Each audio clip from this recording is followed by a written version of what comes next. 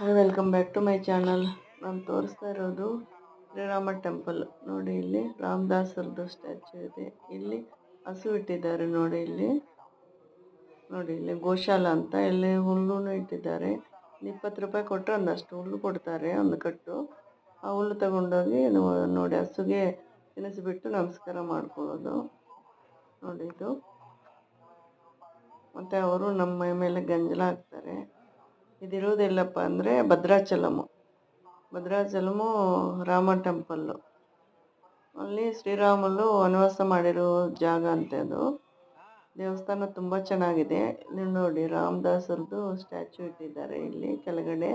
ಇದು ಬೆಟ್ಟ ಹತ್ತಿ ಹೋಗ್ಬೇಕು ಮೇಲ್ಗಡೆ. ಅಲ್ಲಿ ಫೋನ್ಸ್ ಅಲೋ ಇಲ್ಲ. ನೋಡಿ, ಇದು ಸ್ಟೇರ್ ಕೇಸ್ ಮೇಲ್ಗಡೆ ಹೋಗುತ್ತೆ. ಟೆಂಪಲ್ ಇರೋದು ಮೇಲ್ಗಡೆ. ನೋಡಿ, ನೀವು ಯಾರಾದರೂ ನೋಡಿದಿರೋ ಭದ್ರಾಚಲಮು ನೋಡಿದರೆ ನಿಮ್ಗೇನು ಅನಿಸುತ್ತೆ ಕಾಮೆಂಟ್ ಮೂಲಕ ತಿಳಿಸಿ. ಇಷ್ಟ ಅದು ಲೈಕ್